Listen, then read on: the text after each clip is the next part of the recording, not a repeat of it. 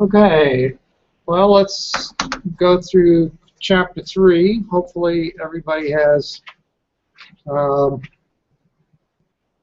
read this, so we can just kind of review and hit the high points. We got introduced to Boolean expressions last time. They're talking a little bit more about them this time.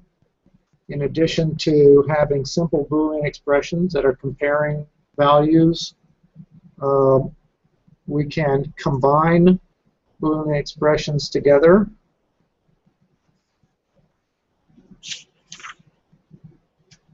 Using and or. So and is the double ampersand, or is the double vertical bar. And according to the truth table on 114, you can see that an ANDed Boolean expression is only true if both terms are true. An ORed Boolean expression is always true unless both terms are false.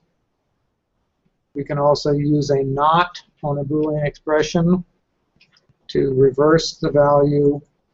I'm going to encourage you to avoid not for the most part. We'll find a place where not is pretty useful, but for the most part, it's best to avoid it. All of this stuff gets evaluated according to the precedence rules. And there's a short version of the precedence rules on page 115. You can also go to the back of the book to Appendix 1 for the, or I'm sorry, Appendix 2 for the complete precedence rule table that will tell you how all of the expressions get evaluated.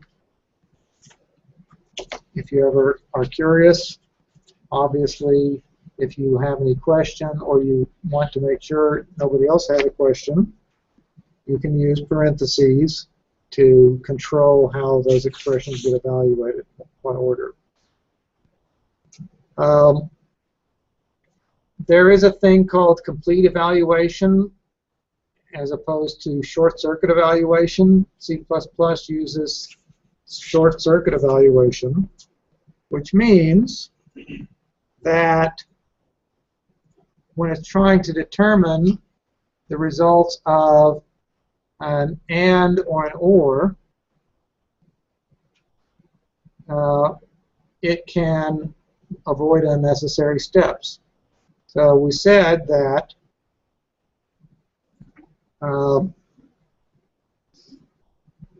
two expressions AND together will only be true if both sides are true.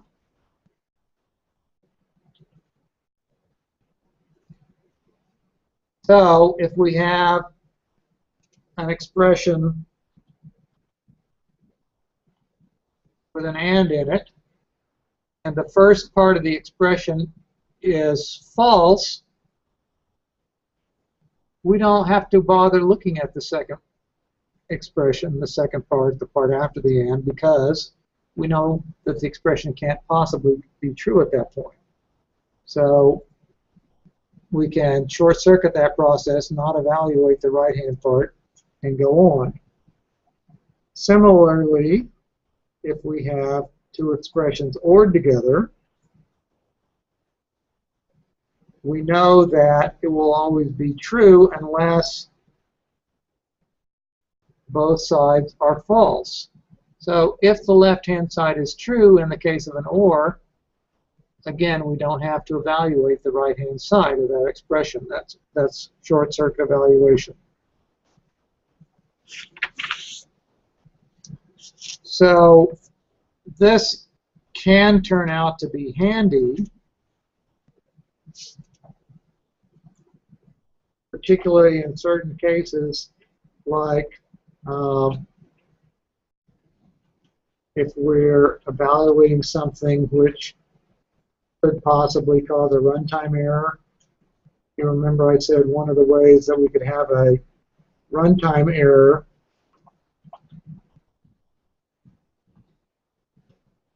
is if we have a divide by 0.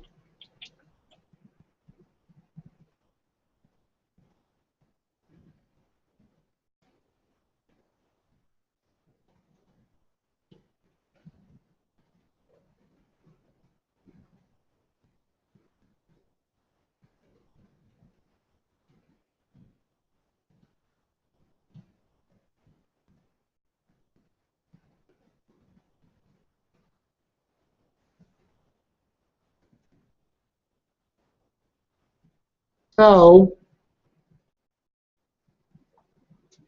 if fuel gauge reading in this case is 0,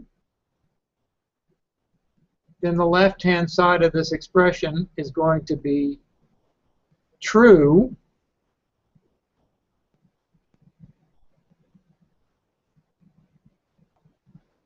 No? Somebody's going to bite? False, because not equal 0 is going to be false. And once we've determined that the left-hand side is false, by short circuit evaluation, we don't have to evaluate the right-hand side, which means that we're not going to try and divide by 0.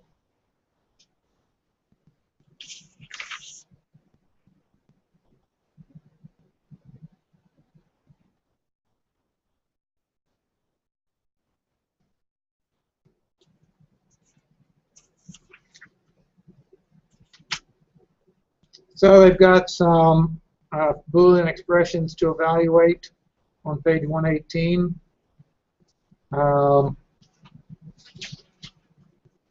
Let's go through some of those.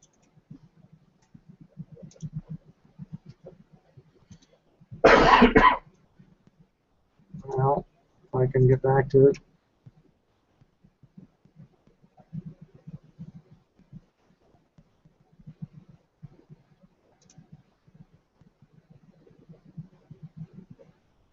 So, Mr. Wilson, part A there, count equals 0 and limit less than 20.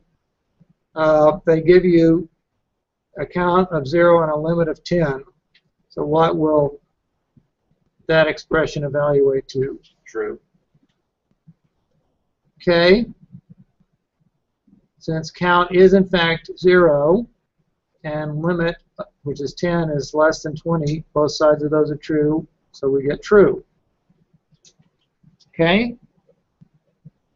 Mr. Branley, how about B there? This time we don't have parentheses. How is that going to be evaluated? Well, I don't know if it would even read it if it didn't have parentheses, but it would still be true, but I don't know if it would error out. Okay.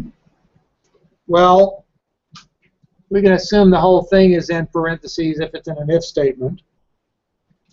But since we don't have parentheses, we go by the rules of precedence, page 1017, which says that the comparison operators less than, greater than, and so forth get evaluated before the and the ors.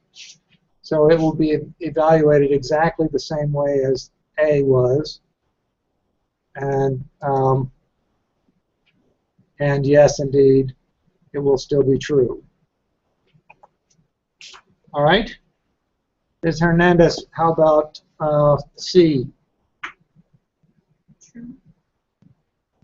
All right, this time we have an or. We said limit was 10, and it's comparing limit to 20. That part is false, but we still continue to evaluate because an or expression is going to be true if either part is true. Count less than 5 is true because 0 is, in fact, less than 5.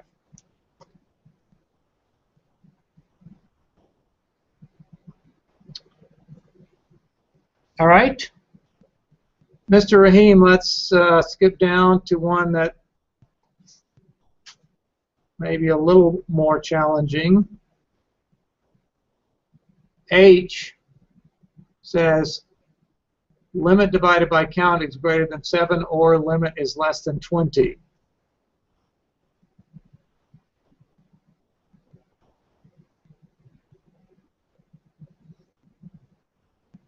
Would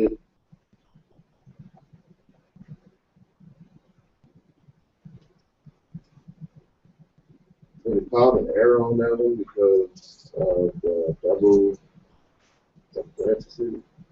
Well, not because of the double parentheses, but count we said is 0. And if we divide by 0, we're going to get a divide by 0 error. So this limit divided by count is going to cause an error, a runtime error.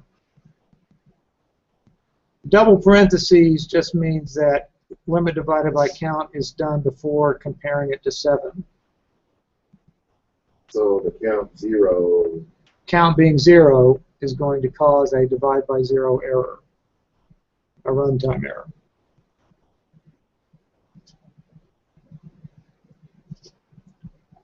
All right.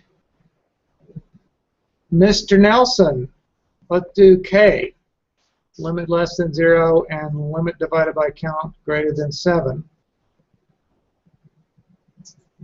Well, limit is 10, so it would be false.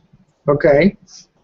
And then you don't have to read the rest. We don't have to evaluate the rest of the expression because we're doing short circuit evaluation.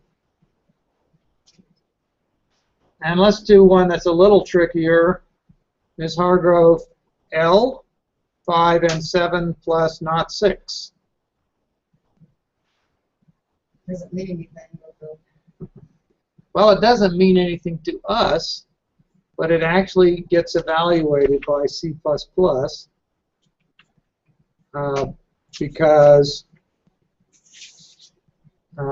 as I said last time, C++ is actually going to convert integers to Boolean and back because of some strange things that are happening. So what we're going to do is we're going to convert 5 and 7 to Boolean values. What Boolean values are we going to convert them to? Do you remember what I said about integers to Boolean values last time?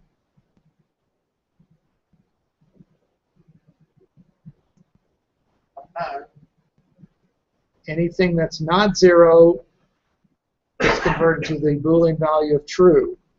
So true and true is going to be true. 6 is going to get converted to true, and then not 6 will be false. So true plus false is going to have to go back to integers, 1 plus 0, which gives us the value 1. And then once we convert that back to a Boolean, we get true. And you may actually see something in code somewhere like this. I don't recommend it because it's kind of a twisted way of thinking. But once upon a time, people would take advantage of the fact that C++ converts integer values to Booleans for you without complaining about it, and it actually does that.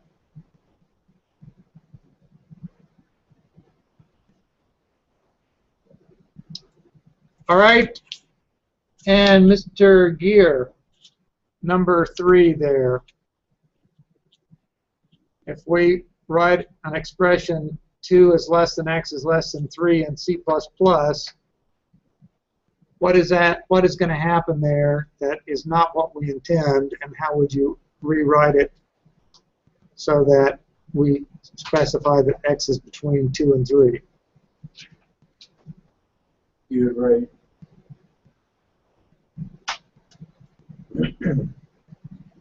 x is greater than 2 and x is less than 3.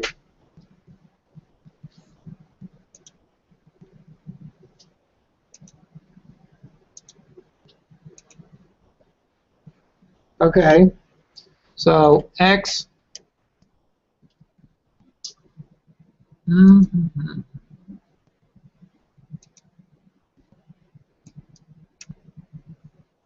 X is greater than 2 and X is less than 3, like that.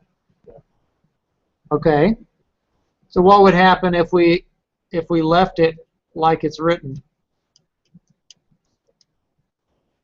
I don't know. Well, what's going to happen is this first part is going to be evaluated by itself. So 2 is less than X is either going to be true or false. If it's true, we'll end up with a 1, and if it's false, we'll end up with a 0. Either way, it's going to be less than 3. So it will always evaluate to true regardless of the value of X, which is not what we're intending.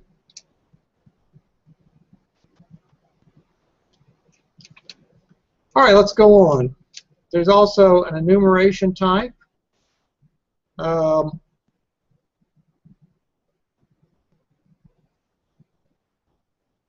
Basically, if you use the standard enumeration type, you have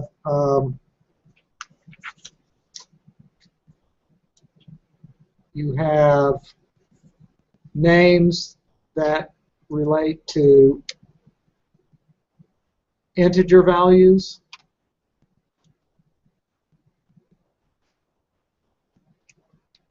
So here they assign specific values to each name. In the second example, they again assign integer values to each name, but they start with 0. If you leave off the initialization part, it will automatically start with 0, and it will automatically add 1 to get each subsequent value.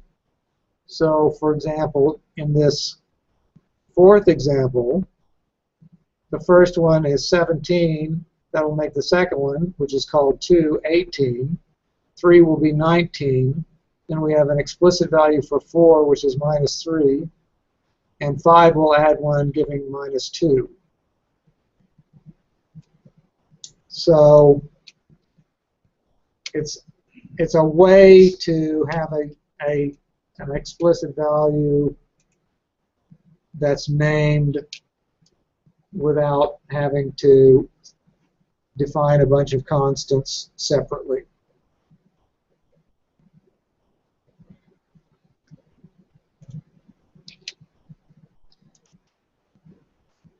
So we talked about the if-else branch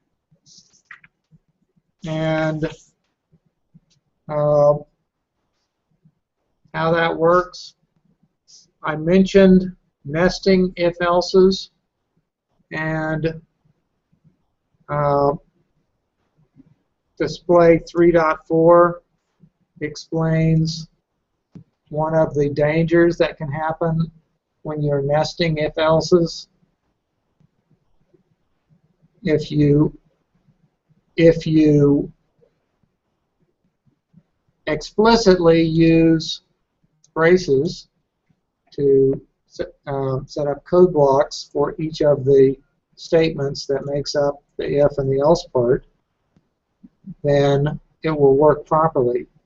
However, if you leave those out, even if it looks like this else should align with this if,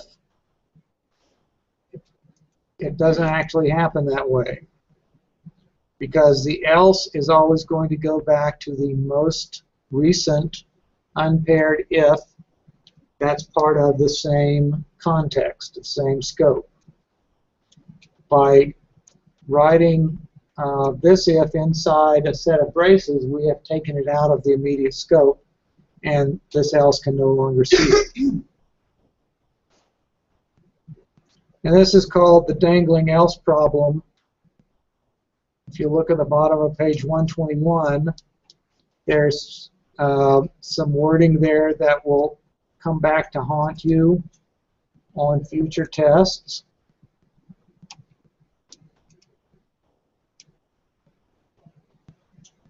And I'll just tell you that's where to find it at the bottom of the page here.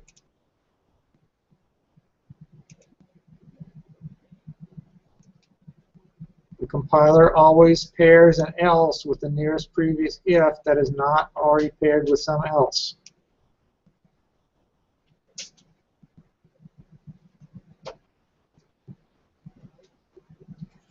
Now, when you're writing code, I wouldn't bother trying to figure out which if the else is going to try to pair with. Just put in the appropriate braces, and then you won't have to worry about it.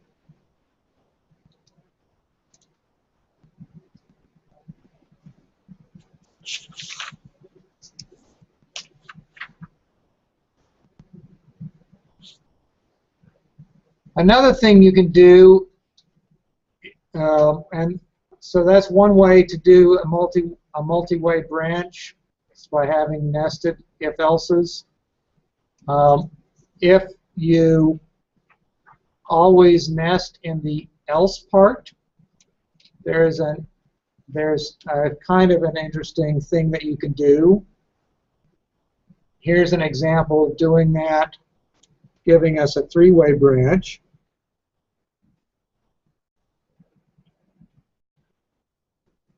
Example 3.5. So here we have an income tax calculation that has a different rate up to $15,000, between $15,000 and $25,000, and over $25,000. And they're encouraging you to use this style, have an if and then an else if, and you wouldn't have to stop with 3. You could have another else if and another else if in there if you wanted to. We're actually nesting this second if inside the else part of the first if. But by writing it this way, it's actually clearer that we're having a three-way choice here. In the first instance, we're doing this part. In the second instance, we're doing this part. And in the third instance, we're doing this part. You'll also notice that in the else part here, they have actually written out the condition that it's going to be when they get here, but they put it in a comment because an else doesn't actually have a Boolean expression that controls it.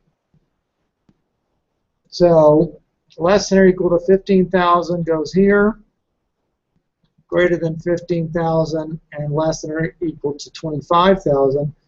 So, and actually what they've done here is they've written something that's redundant here as well. That part of the statement is really unnecessary because we can't get to this if unless we're greater than 15,000. That makes sense to everybody? So we could take that part of the statement out entirely, that part of the Boolean expression out entirely. Or if you wanted to leave it in and not have it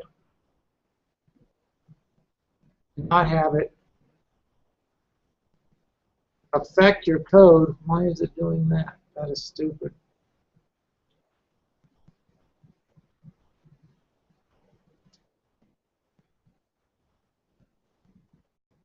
You could put it in a comment.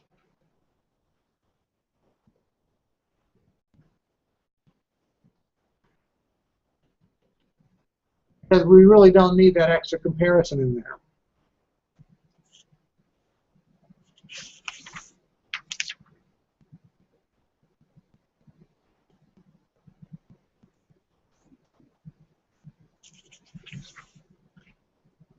So let's look at a few more self-test exercises on page 127.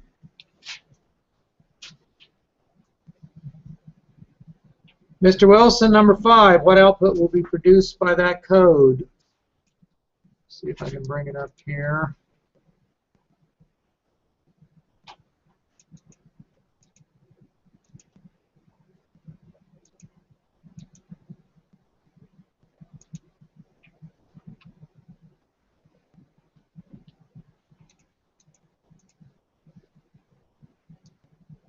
All right, so we have x equals 2, and then we have an output statement, and then if x is less than or equal to 3, and so forth. What's that code going to produce?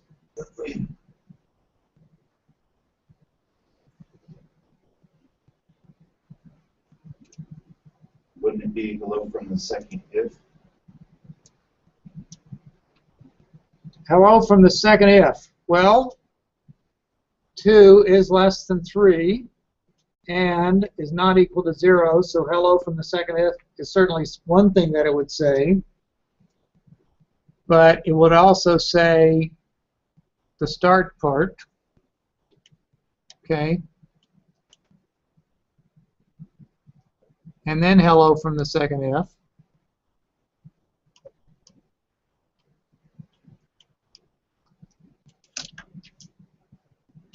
Is that all it would say?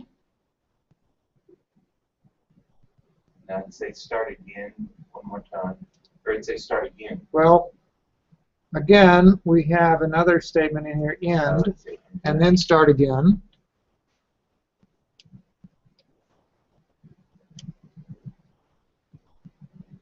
Okay.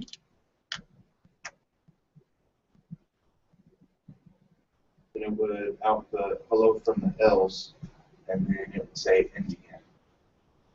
All right, let's take a look at that part. If x is greater than 3, so x is 2, we know. That's not greater than 3.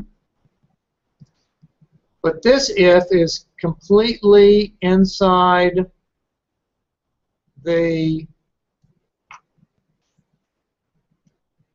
if here, which means if this part is false, we're not going to do any of this.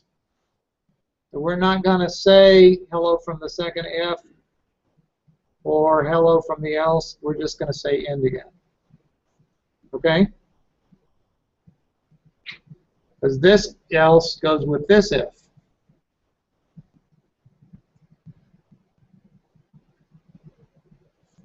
Does that make sense to everybody? Yes.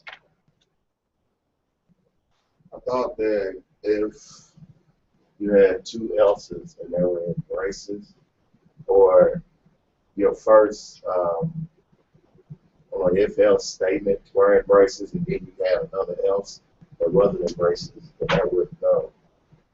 Or I thought you had to have braces. Okay. Well, we don't have to have braces. This is an example that's not using braces. So if we put braces in here to reflect what's actually happening, let's try that.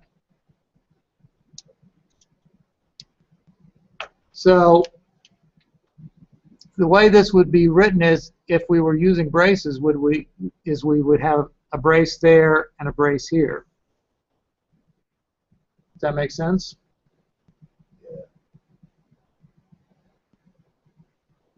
That's the way it's going to do it if we don't put any braces in.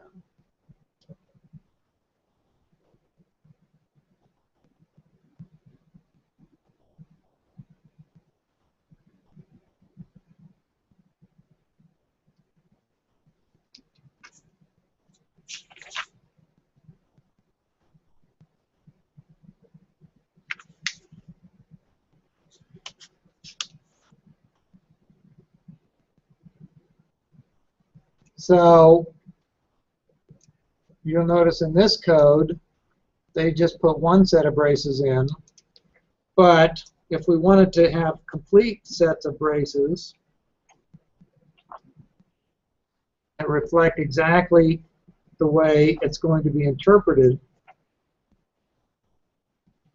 that's where all the braces would go.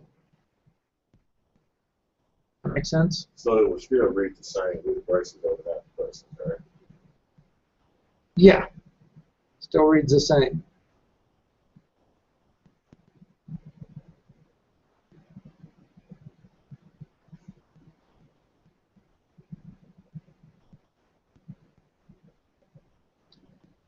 And technically, if we wanted to show the fact that this is nested, I would put another set of braces in here, there. But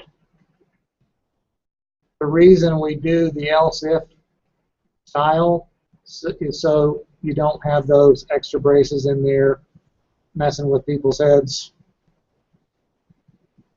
So typically they'll be left off so that we don't have to worry about that extra set of braces.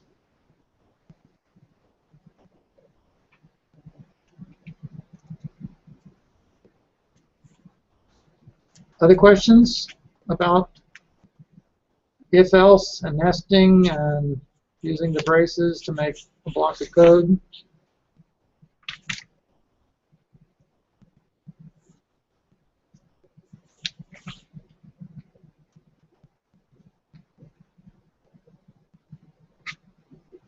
All right, let's take a short break and we'll continue on with the switch statement in about 5 or 10 minutes.